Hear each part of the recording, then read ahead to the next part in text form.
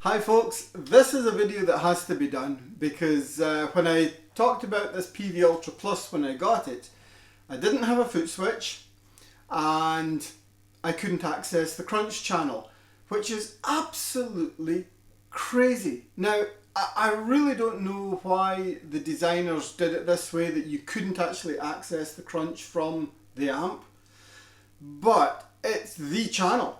It's absolutely fantastic, and now I've been playing it for a few days. It's really the go-to channel for most of the gigging that I'll be doing with this amp will be done in the crunch channel.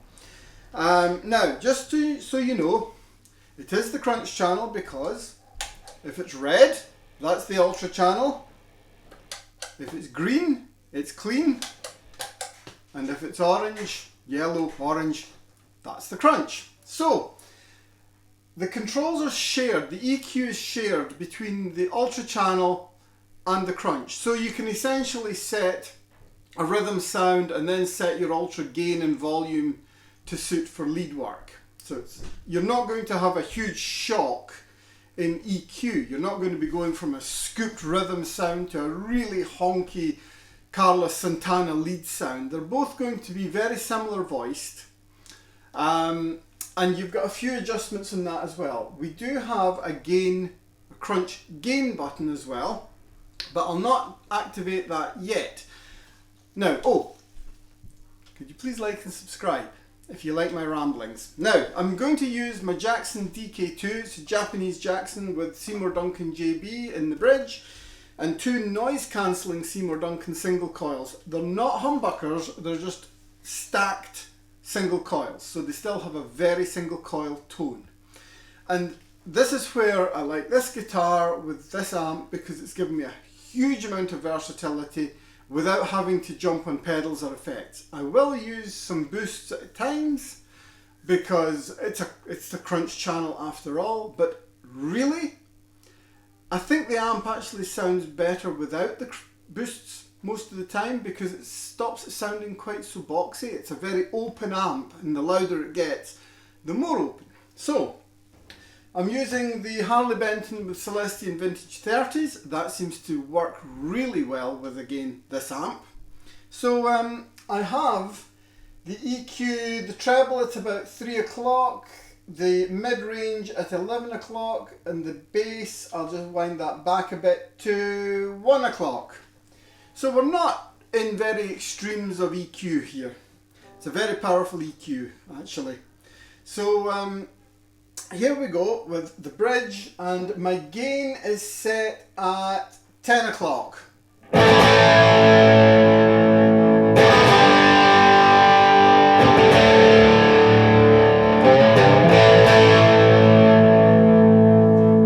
So there's a kind of 70s AC/DC-ish crunch level. You wouldn't want more than that.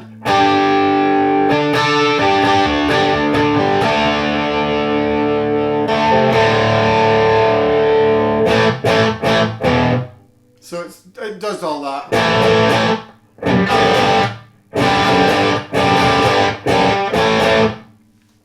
Lovely. Now if I just flick to the out of phase position using the front two single coils to get that out of phase stratty sound.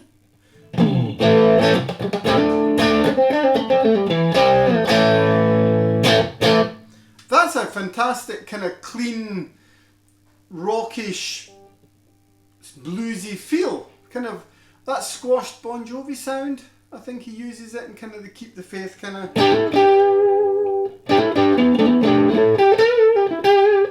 Put on some reverb because I've got a switch for it now.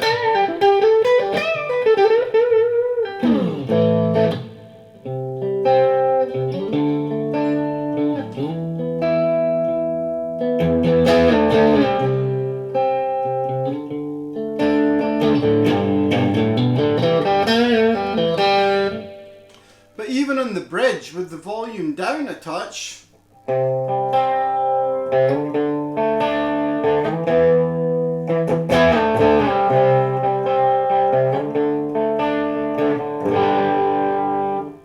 position 2 would work quite nicely.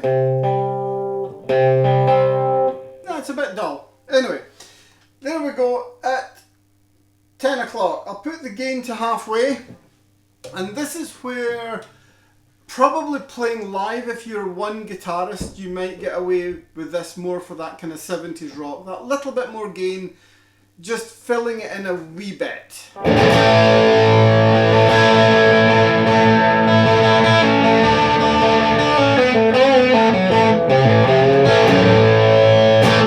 There, turn the reverb off. So there's your kind of Thin Lizzy.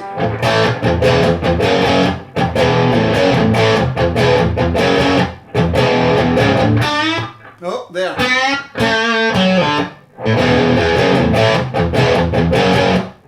Yeah, there's enough gain for that.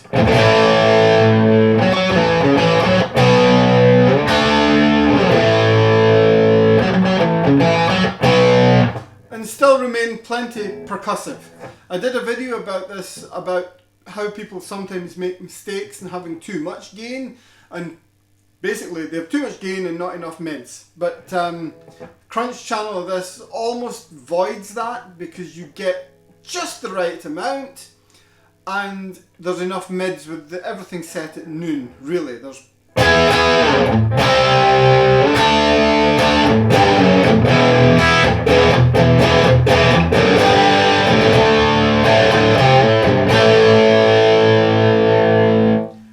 now this is where we've got two choices. A lot of times, if you're playing live, you'd have a boost pedal, and I certainly would. But if you can get away with it, this has got an crunch gain button. Not ultra, crunch gain. And even at noon, that is almost like putting in a boost. But there's a difference, and I'll show you. Here is no crunch gain. And no boost. Here's a boost. I'll let the car go by. You hear the noise floor? Off. On.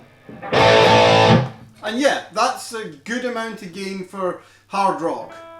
But if I just press the ultra, the crunch gain, doesn't get any louder. So here we go with it off.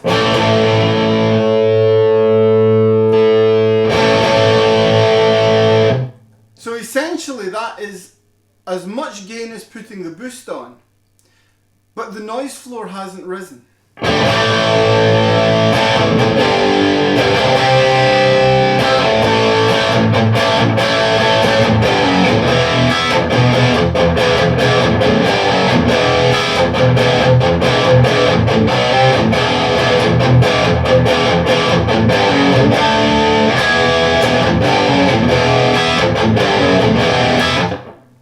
Really tight, really crunchy,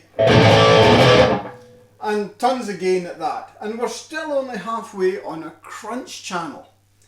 So I'll go back to the gain, crunch gain boost off, put this to 9 o'clock, sorry, to 8, to the, I'm thinking backwards, 3 o'clock on the dial.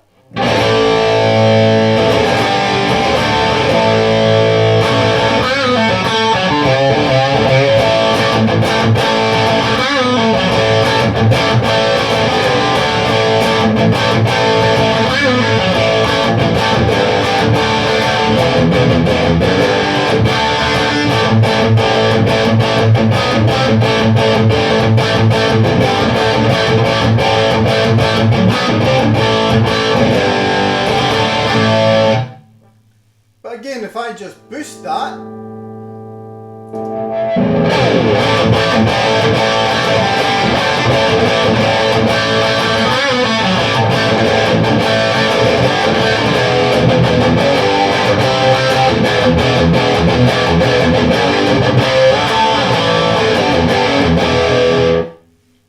and okay, you're thinking there, that's fine, that's great for your kind of Van Halen-esque rock, who else? Motley Crue kind of style.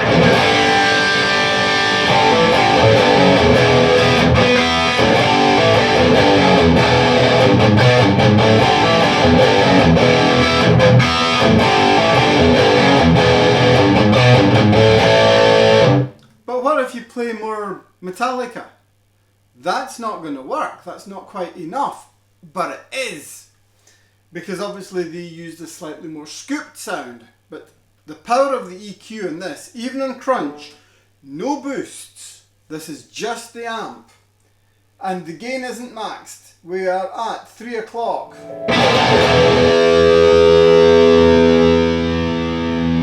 You hear the sound disappear, the volume drop a bit? It didn't. That's just the mid-range getting scooped out.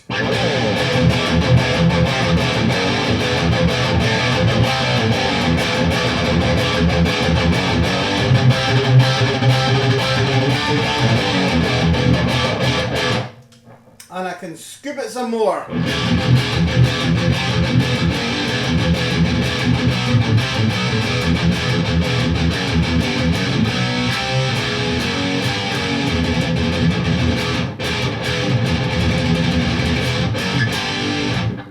And of course the standard thing then would be to give it a kick with a tube screamer. I've got a Boss SD1 on the floor.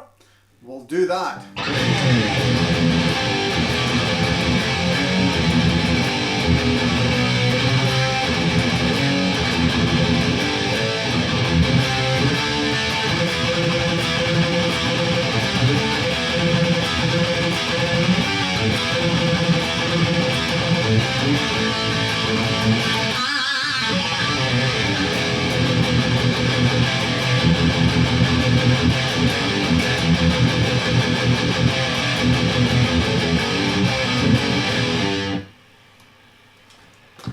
Super tight, really bad for being heard in a mix. But if you're say needing that sound, it will do it. It really will. That was on loose. I'm going to try something here. I'll pump up the master volume a touch, and I'll scoop that again. But I've got the resonance set on tight.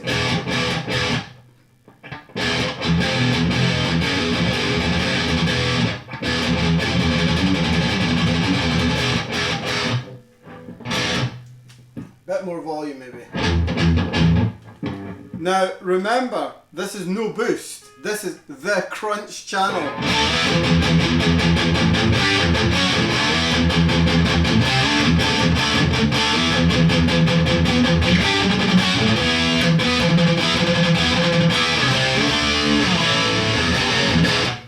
And now if I hit that with an SD1.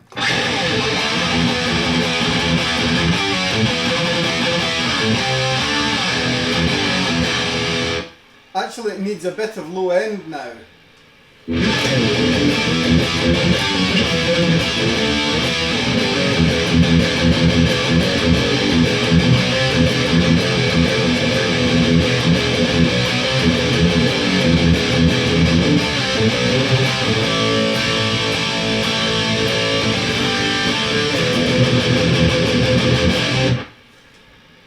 I've said many a time, not the sound that works live, but we'll pump that back up, we'll get rid of the tube screamer, and here we go. So we will max out the gain. We're in the ultra gain, maxed out. Turn the volume back down, you see how that just jumps?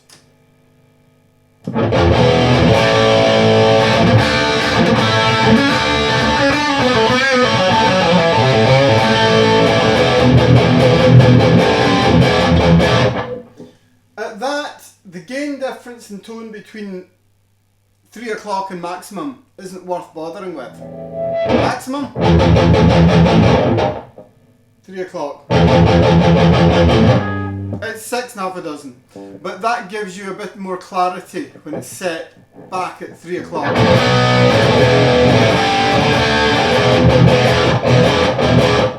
And that should give it a boost if you want.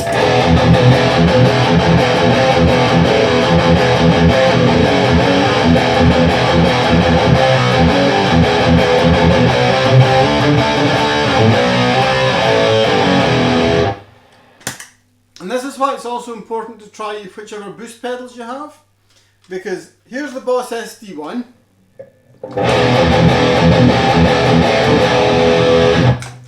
Wampler Triumph.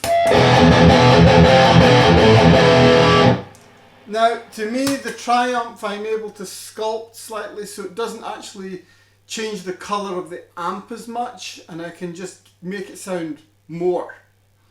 The SD one does that Tube Screamer mid-hump thing to a more extreme level than the Triumph. The Triumph will do it. It's got so much EQ controls, it will do that. But you can just set it to voice for your amplifier, and that's why I think it's now my go-to overdrive.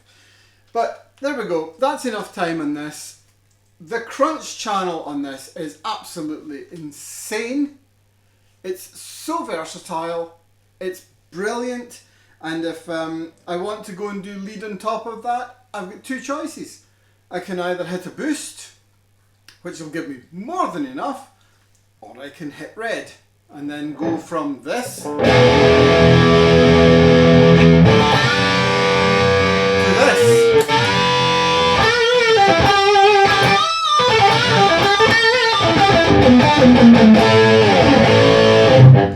And this is what I like. I know there's so many amps now, they're saying, oh, we've got, well, like the Bugera, we have a crunch EQ and we have a lead EQ. So we've got a gain and more gain with different EQs. The Jet City, again, it's a crunch channel and an overdrive channel. There's no clean, but it's a shared EQ. I like that because I don't want an amp to be going from scoopy to, like I said, that Santana tone. Whereas this, if I set the gain high in the crunch channel and I'm playing away and then I want to go to a lead sound, it's not going to be such a shock. I can lift the volume a touch. There's a hair difference in how that EQ is delivered. It seems to sing. It's obviously more saturated in the Ultra channel, but it's not a huge culture shock to your ears. So here we go, nice crunchy rhythm.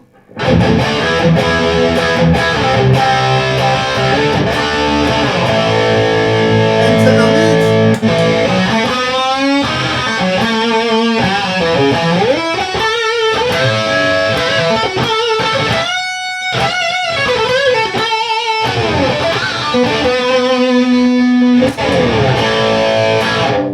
And back to a rhythm. And the rhythm sound, this amp, you can hear that James Brown influence, not that James Brown before anybody says the amp designer who did the 5150 at the same time as this. You can hear that. As soon as you start doing that kind of Van Halen-esque riffage, you can hear his influence.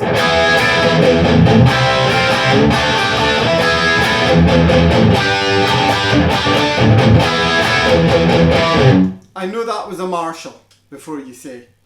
But yeah.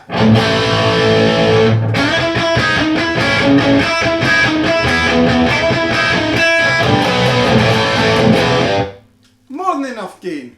And the nice thing is you roll that back, just like that.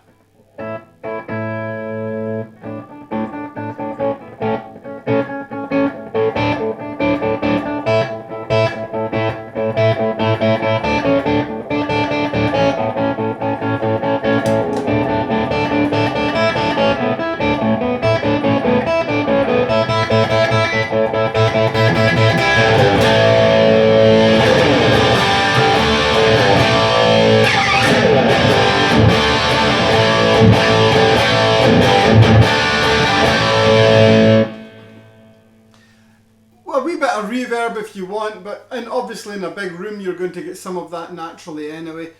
Wow, it's all you can gig that just as it is. What's evolved in the last 20 years since then, I'm really not sure. Okay, you get a Rev 120, it's 120 watts, 6L6, and its name changes colour when you change channel. Woohoo! So does that. And from 1995. So thank you very much. I'll have something for you very, very soon. 20 minutes spent on one channel, but it's a damn good one. Please like and subscribe, and I'll have something for you again as soon as I can. Thank you very much, and bye bye.